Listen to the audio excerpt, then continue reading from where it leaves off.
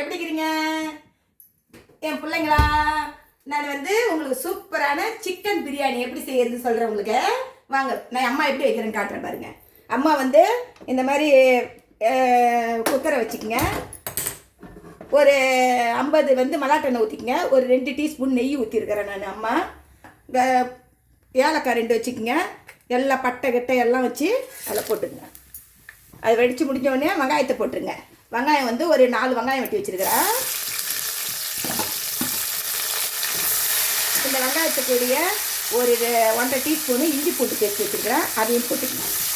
கருவேப்பிலை கொஞ்சம் வச்சுக்கிறேன், அதையும் போட்டுக்கணும். அம்மா சின்ன சின்னதாக இருக்கிறத மிளகா ஒரு 4 மிளகா வச்சு 6 மிளகா வச்சுக்கிறேன். கொஞ்சோண்டு புதினா கொத்தமல்லி அதையும் போட்டுக்கோங்க. அதுங்கன்னு தக்காளி ஒரு 4 பழம் வெட்டி வச்சுருக்கிறேன், அதையும் போட்டுக்கணும். நல்லா வதக்கும்போதே கொஞ்சோண்டு கல் உப்பு போட்டுக்கோங்க. இந்த வதக்கணும் தெரியுங்களா?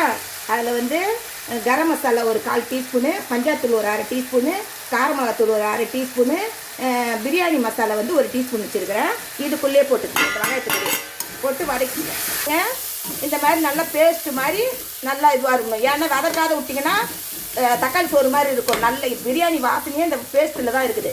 இப்போ நான் 1/2 கிலோ சிக்கன், இது கொஞ்சோண்டு மஞ்சத்தூள், கொஞ்சோண்டு மஞ்சத்தூள், கொஞ்சோண்டு நம்ம குழம்பு தூள் போடுவோம் தெரியுமா, அது கொஞ்சோண்டு உப்பு போட்டு பெசிரி வச்சுக்கிறேன். ஒரு 5 நிமிஷம் போட்டேன். ஏன்னா இதில் உப்பு காரம் வரைக்கும்ன்றதுக்காக. இதையும் நம்ம வதங்கிக்குவோம் நல்லா. நான் 2.5 டம்ளர் அரிசி, 2.25 டம்ளர் அரிசி போட்டிருக்கிறேன். இதில் 3 பேர் சாப்பிட்லாம். அளவு பார்த்தீங்கன்னா 1/4 கிலோ வாங்கிக்கிங்க. அரிசி கிலோ வாங்கும்போது 1/4 கிலோ அரிசி வாங்கிங்க. 1/4 கிலோ அரிசி வாங்கினா 3 பேர் சாப்பிட்லாம். தண்ணி இதில் பார்த்தீங்கன்னா இதில் 1 இது பழம் அரிசி 1க்கு 1.5 ஊற்றுறேன். இப்போ பாருங்கள், இது 1/4 கிலோ அரிசி. இந்த பாருங்கள், அதெல்லாம் ஒரு 2.5 போட்டேன். போட்டு தண்ணி ஊற்றிக்கிறேன்.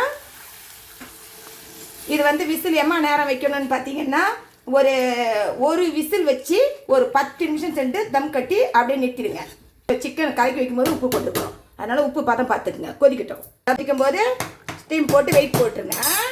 ஒரு விசில் 10 நிமிஷம் சென்று குக்கர் திறக்கணும். இந்த பாருங்கள், ஒரு விசில் 10 நிமிஷம் வச்சேன். இப்போ என்ன பண்ணுறீங்கன்னா, இது நெய்யில் ஒரு வெங்காயம் நான் நெய்யில் வறுத்துக்கினேன். ஒரு 6 முந்திரி பருப்பு நெய்யில் வறுத்துக்கினேன். கொஞ்சோண்டு புதினா நெய்யில் வறுத்துக்கினேன். இதெல்லாம் தனித்தனியாக கிளறி விட்டுட்டு அப்புறம் கொஞ்சம் ஆறுனா சாதம் இன்னும் பளபளன்னு வந்துடும். உங்களுக்கு நெய் தேவைன்னா ஊற்றிக்கிங்க, இல்லைனாலும் பரவாயில்ல. சூப்பரான சிக்கன் பிரியாணி பாருங்கள், அருமையாக இருக்கும். சொன்ன மாதிரியே, அம்மா சொன்ன மாதிரியே செஞ்சு சாப்பிடுங்க. சூப்பராக இருக்கும். Bye.